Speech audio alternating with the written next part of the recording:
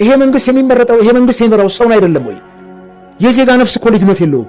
የምትመራው ህዝብ እንዲህ እንትን ሲል እንዴት ነው ምረጡኝ የምትለው? ዜጎች ለቅሷቸውን ጥለው የልጃቸውን ቀብር ጥለው መረጡኝ ያለ መንግስት በምርጫ ዋዜማ ደግሞ እንዴት ሲጨፈጨፍ ሰው ምንድነው የሚሰማው? ለምንድነው የነሱ ማውራት ያልተቻለው? ለምንድነው የማይዘገበው? ይሄ ለምንድነው ዝም የሚለው? ፋና ይሄን ሁሉ የሚያረብደው የመንግስት ሚዲያ የነኚህ ሰዎች ነፍስ ህይወት አይደለም ወይ?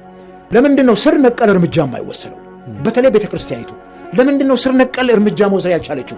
ምን አይነት እርምጃ? አሁን ፓትርያርኩም መግለጫ ላይ አቤ አይተው ከሆነ ቤተክርስቲያኗ ከውስጥም ችግር እንዳለባት የጠቀሱበት ክፍል አለ። ከውስጥም ችግር ውስጥ ነን፣ ከውጭ ደግሞ እንዲህ ያሉ ልብን የሚያቆስሉ ሀዘን ውስጥ እንገኛለን ብሏልና ቤት አሁን ማህበራዊ ሚዲያዎችም ላይ ያየው ነበረ የሲኖዶሱን አባቶች ለምንድነው በጎቻቸውን እረኞች እዛ የተቀመጡ እረኞች በጎቻቸውን የማይጠብቁት ይላሉ።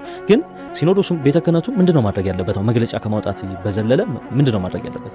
ተዚህ ላይ ባለፈው በተለያዩ አካባቢዎች ላይ ቤተክርስቲያን ስደት ገጥማት ሲቃጠል ቤተክርስቲያን አባቶች ሲገደሉ አገር አቀፍ የሆነ እንትን ጥቁር ልብስ አልብሰው ቤተክርስቲያንም ጥቁር ከል አልብሰው ያሳዩት ተቃውሞ እዚህ ለታ እንኳን ትዝ ይላል። ጧፍ አብርተው ምሽት ላይ መንግስትን ያስደነገጠ ነበር። የ4 ኪሎን መንግስት ከወንበሩ ያነቃነቀና በፍጥነት ያ ሰላማዊ ሰልፍ እንዳይደረግ የተሯሯጠበት ዘመን ነበር።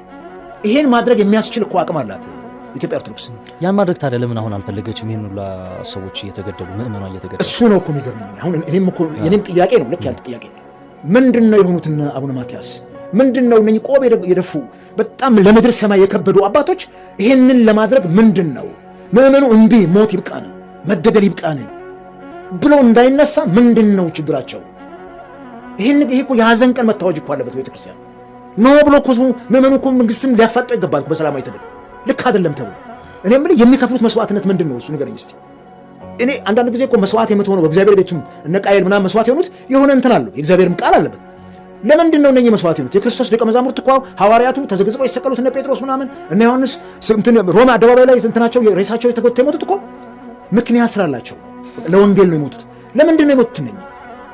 ያውም በዚህ በ21ኛው ክፍለ ዘመን በ22ኛው ክፍለ ዘመን የሃይማኖት ነፃነት ባለበት ምድር ላይ የፈለከውን ማምለክ በምትችልበት ሜዳ ላይ ቆመ እንደፈለክ ጮኸ የራስን እምነት የምትሰብክበት ዘመን ላይ እንዴት አድርገህ ነው አንተ ሰዎች በራሳቸው አጥቢያ በራሳቸው አካባቢ የሚያመልኩትን አምልኮ ስርዓት ተቃውሞ በዚህ ደረጃ የምትፈጃቸው? የአምልኮ መቅደሳቸውን የምታቃጥለው የምትሆን ነው። ይሄንን እምቢ የሚል ኖ ይሄ ይበቃናል ሞት የሚል ምዕመን እኮ አለ። ለምንድን ነው ይሄን ማስተባበል ያልቻሉት? ይሄ ፖለቲካ አይደለም።